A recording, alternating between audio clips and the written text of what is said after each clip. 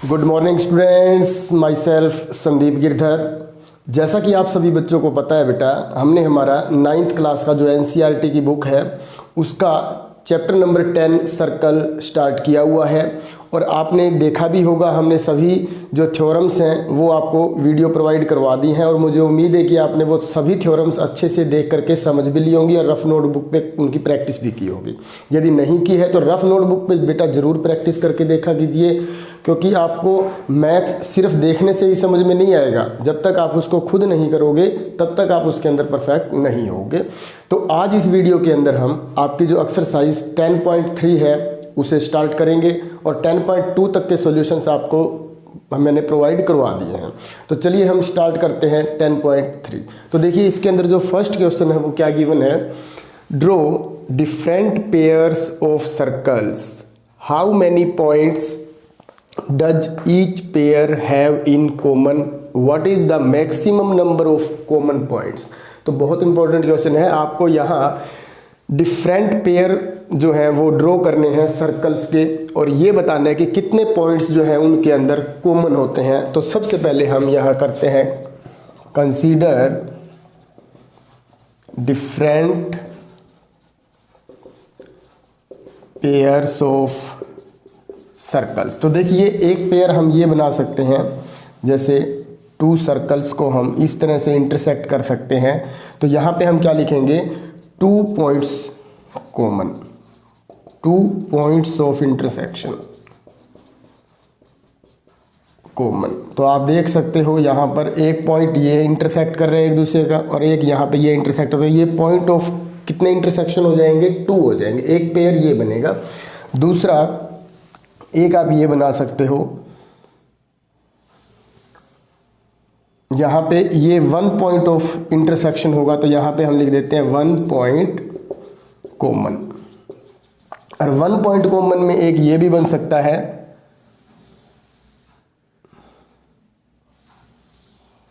अंदर की तरफ भी बन सकता है, तो ये भी 1 पॉइंट ऑफ कॉमन की कैटेगरी में आएगा, ये दोनों ही। और ये है 2 पॉइंट्स ऑफ इंटरसेक्शन कॉमन होंगे।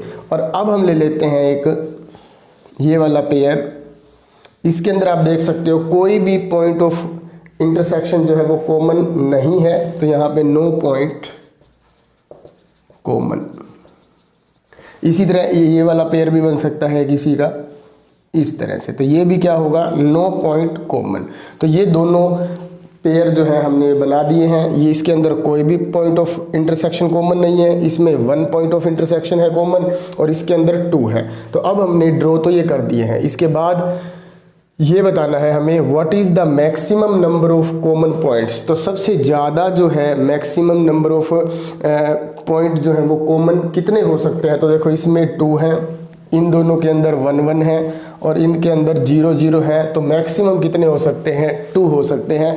तो यहाँ पे हम लिखेंगे कि maximum number of common points is equal to 2, इससे ज़्यादा नहीं हो सकते। अब देखिए इसका सेकंड क्वेश्चन।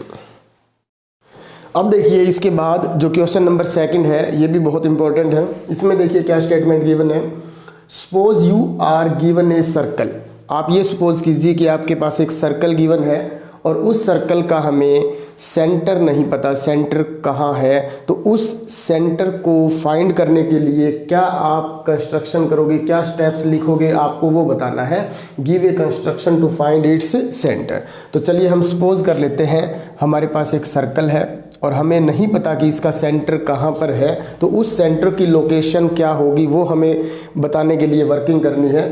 तो चलिए हम इसके अंदर एक 3 पॉइंट्स ले लेते हैं, late P Q and R be the 3 points on the circle. Circle के ऊपर कहीं पर भी कोई भी लोकेशन आप ले सकते हो, चाहे आप इधर ले सकते हो, चाहे किसी भी डिस्टेंस में ले सकते हो। ऐसा कोई कंपलसरी नहीं है कि इनके बीच का जो डिस्टेंस है वो सेम होना चाहिए। एक आपने यहाँ लिया, दूसरा यहाँ ले सकते हो, तीसरा यहाँ ले सकते हो, या और नज़दीक लेना चाहो तो नज़दीक भी ले सकते हो। बस आपको ये ध्यान रखना है कि ये जो तीनों पॉइंट्स हैं P Q और R, नेम कुछ और भी दे सकते हो, ABC लिख सकते हो, XYZ लिख सकते हो। तो उनकी जो लोकेशन है वो सर्कल की बाउंड्री के ऊपर होनी चाहिए, मतलब सर्कमफ्रेंस के ऊपर ही होना चाहिए और न अंदर न बाहर। इस बात का आपने ध्यान रखना है। तो अगले स्टेप में हम क्या करेंगे, join P Q and Q R. आप पी को क्यू से और क्यू को आर से ज्वाइन कर दोगे। पी और आर को ज्वाइन करने के लिए नहीं कहा मैंने, पी क्यू और क्यू आर टू कोड्स बना लेंगे, एक पी क्यू दूसरी क्यू आर। अब हम क्या करेंगे, draw M N perpendicular bisector of P Q and X Y perpendicular, name कोई भी ले सकते हो, bisector of Q R which, अभी समझाता हूँ ये आपको फिगर में भी, which intersect each other at O, which is the required centre of the circle. तो इस तरह से हमें सेंटर फाइंड करना है सर्कल का। अब ये देखिए हमने क्या लिखा कि हमें M N perpendicular bisector find करना है, किसका, पी क्यू का। तो देखो पी और क्यू का परपेंडिकुलर बाइसेक्टर कैसे फाइंड किया जाता है, आप पी के ऊपर अपनी प्रकार रखोगे और मोर देन हाफ ओपन करके इस तरह से आर्क लगा दोगे, और इसी तरह सेम रेडियस लेकर के आप क्यू के ऊपर रखोगे और वही सेम रेडियस से आप दूसरी आर्क लगा दोगे। तो इस तरह से आपके ये जो दोनों आर्क्स हैं एक दूसरे को इंटरसेक्ट करेंगी और हम स्केल की हेल्प से इनको क्या कर देंगे, ज्वाइन कर देंगे, और ये हमारा बन जाएगा एम और एन। इसी तरह से हम क्यू और आर का जो परपेंडिकुलर हमें बाइसेक्टर फाइंड करना है वो एक्स वाई है, उसका भी वही प्रोसेस रहेगा, क्यू पे रखेंगे कंपास और मोर देन हाफ लेकर के आर्क लगा देंगे। इसी तरह आर पे रखेंगे और वही सेम रेडियस लेके दूसरी आर्क लगाएंगे, जो एक दूसरे को क्या करेंगे, इंटरसेक्ट करेंगे, और हम इनको स्केल की हेल्प से ज्वाइन कर देंगे।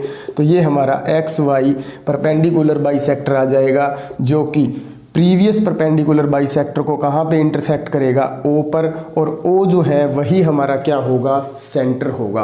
तो इस तरह से ये कंस्ट्रक्शन आपने करनी है कि किसी भी सर्कल का सेंटर किस तरह से हमें फाइंड करना है। अब देखिए इसके बाद थर्ड क्वेश्चन।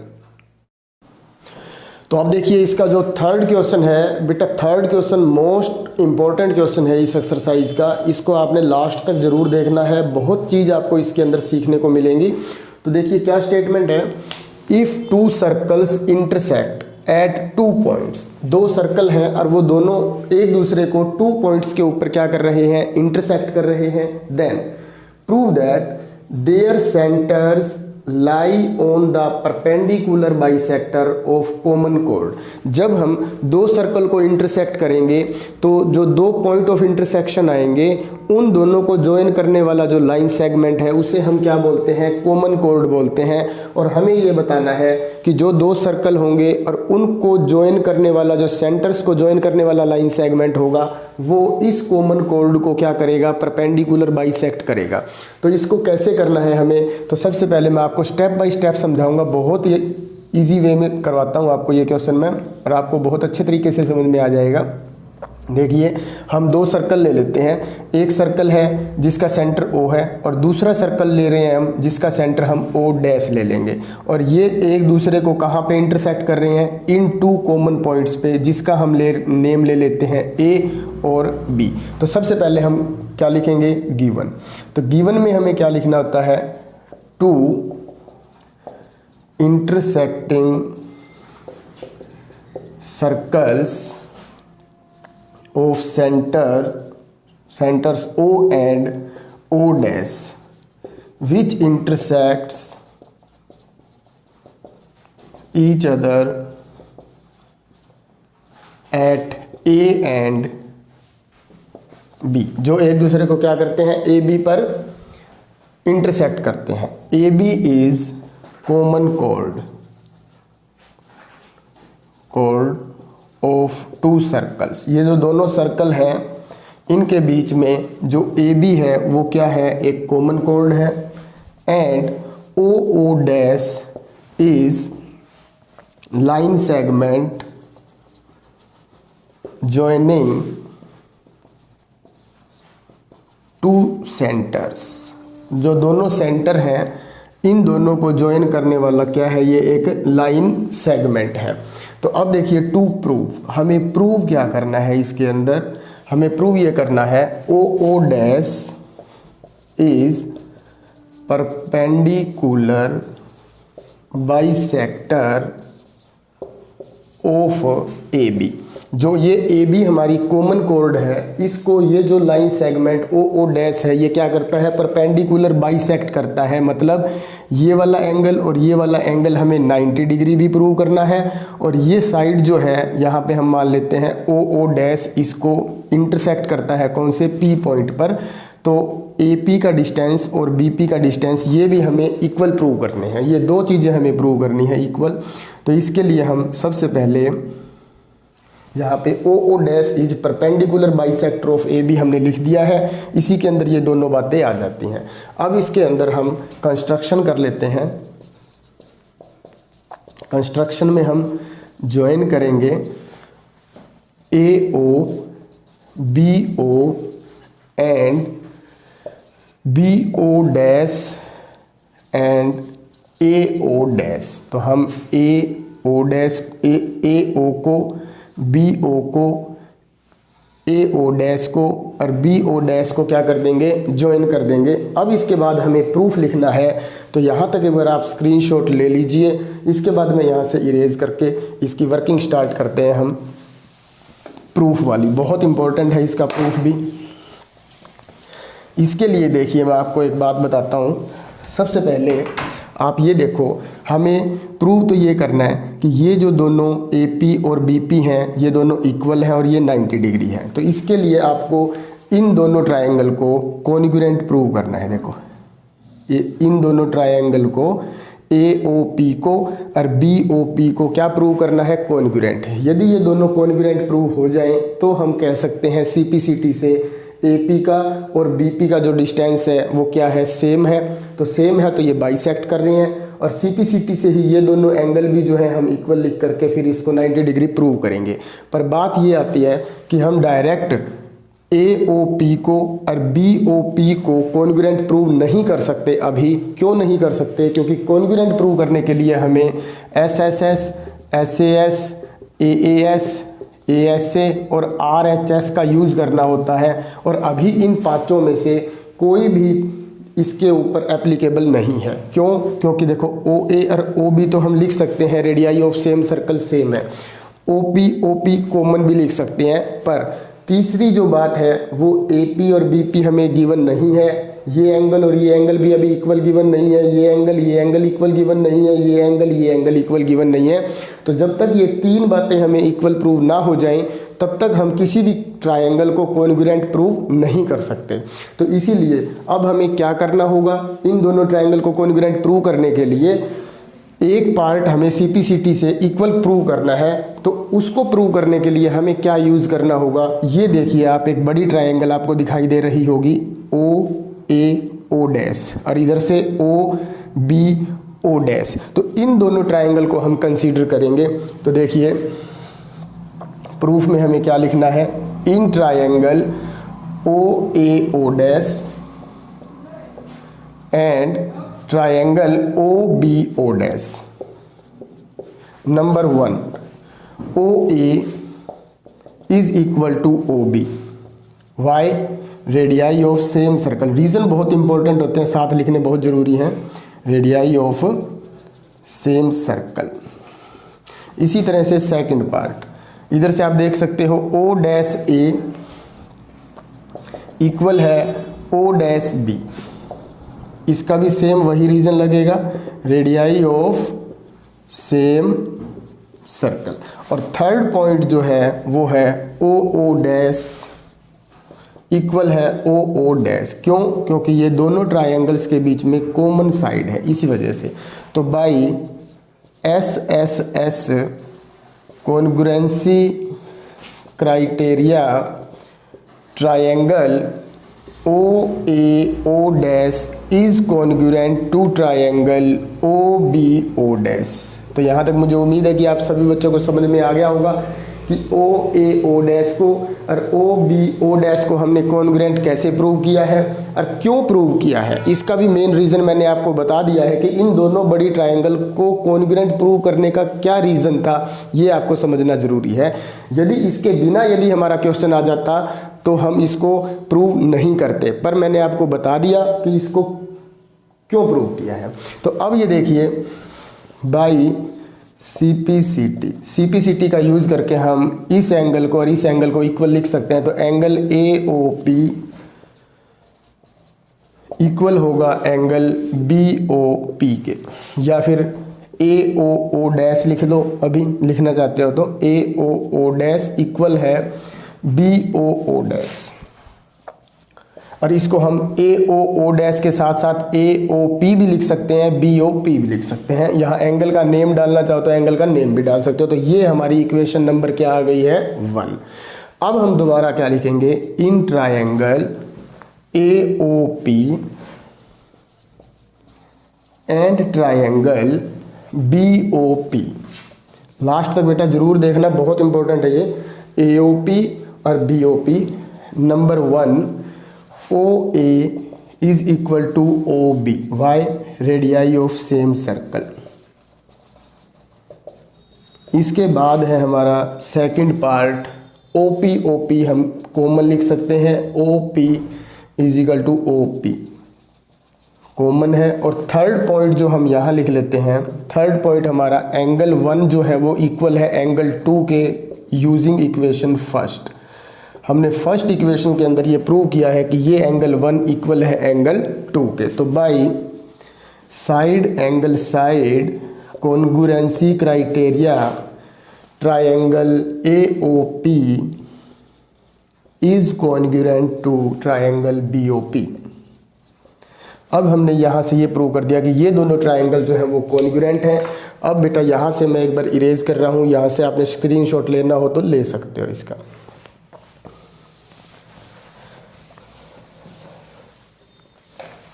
और साथ साथ यदि प्रॉब्लम आए तो अपनी फेयर नोटबुक के ऊपर भी साथ साथ इसको कर लिया करो, जिससे कि आपको फिर इजीली से समझ में आ जाएगा। तो देखिए, हमने ये प्रूव कर दिया है कि यहाँ ये दोनों ट्रायंगल कॉन्ग्रुएंट हैं। तो अब हम यहाँ लिखेंगे बाई सीपीसीटी से हम ये लिख सकते हैं AP जो है वो इक्वल है BP के, ये equation number second, and angle APO equal है एंगल BPO, ये भी हमारे पास इक्वल है। इसको हम इक्वेशन नंबर क्या लिख लेते हैं 3।